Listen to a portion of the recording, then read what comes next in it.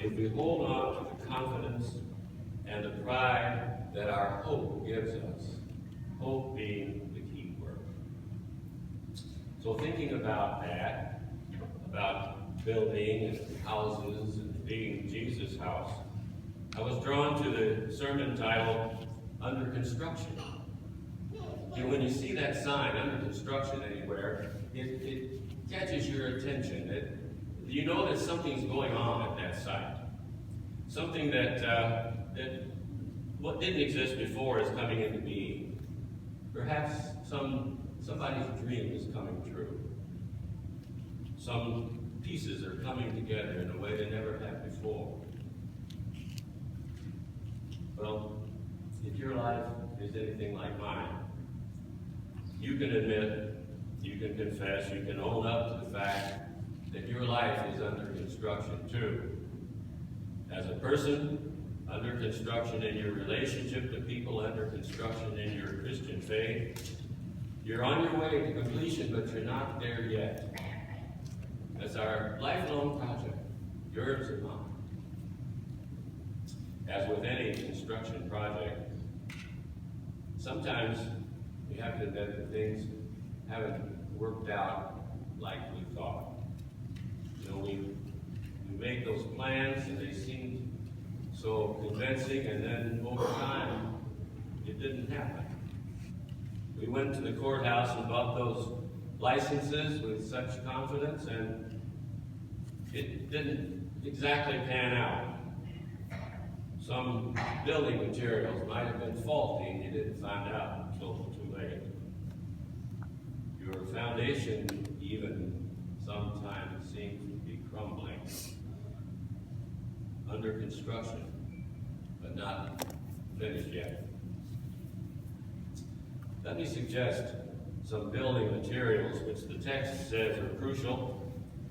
A good way to start is to reach down into yourself and lift out that hope that's in there. It's been there all the time, but it's kind of clouded and covered up by time. Little doubts and big doubts, and little fears and big fears, until it really doesn't function like hope anymore. It's very important. You need to buff it up. You need to polish it until it shines the way it did on those special times in your life. Remember? I'll bet you can. Speaking of hope, there was over 100 years ago, living in a large family home in Amherst, Massachusetts, a slight, youngish woman, all by herself, living there by herself, wearing a white dress. Now, how did I know that she was wearing a white dress? Because Emily always wore white dresses. She was born in that house, and she died in that house, and she always wore white. Emily Duddingston, I'm talking about. She lived her whole life in that big house. She took care of her parents until they both died, lengthy illnesses. And then she herself lived a number of years until she died. And she barely left the house. She didn't go out much. Neighbors said they'd never seen her out. And she didn't have many people in. The local preacher would make his rounds once in a while, and she'd talk with him. She was kind of isolated, to tell you the truth. And it seemed like the most unusual kind of life for a young, bright woman. Well, did I tell you that she wrote poems? She wrote over 1,700 of them. 1,775 to be exact. And you know, even though her life was not typical of yours and mine, she knew something about hope. And that's why I brought her up. She wrote a little poem about hope. It's very short. She says, hope is that feathered thing that perches in your soul. It sings your song without the words and never stops at all. Now, if I were to try to write a poem about hope, I might have said, well, hope is like a little bird. It flutters and it dashes around and it sits on branches and stuff. But listen to the images that she uses. Hope is the feathered thing that perches not on a branch somewhere, but in your soul, down where you really live. And it sings your song. What is your song? Your song is the best that you have and are. Your song is the highest expectations that you've ever reached. Your song is what you'd like everybody to know about you. Your song is all the best that you've ever put forward. That's your song. Without the words, because words can't handle that sort of thing. And never stops at all. Well, a poem is a poem. But I can tell you that when you or I reach those points in life where we give up, and we've given up on something important. It might be an idea, it might be a dream, it might be a person. And we've taken all we can take. We can't take any more, and it's getting a little dark around the edges. It's really good to know that that feathered thing is perching in your soul and it's singing your song. Your song. All day, every day. All night, every night. Year in and year out. The pity is that sometimes we're too preoccupied to listen and we don't hear it. But sometimes we do listen and we do hear it, and it makes all the difference. Hope. We who constitute Jesus' house are always under construction. The other building material, which I have in mind, and for lack of a better term, I'm just going to call it hard work. Not grinding, sweaty work, but solid effort, continually applied to a task. Hope is probably, no doubt, partially a gift. And we know that God's grace is generous and never-ending. But the hard work to bring your life, your project, to where you want it to be is up to you know who. It's up to you know who. There's a story about an enthusiastic preacher, and he's out for a walk along a country road one morning, taking the air. And he comes upon this beautiful garden, and the vegetables are in their prime, and the flowers are just right. And he's in awe of this garden, and he pauses and he looks at it, and he sees the gardener over there, and he says, "Praise God, brother."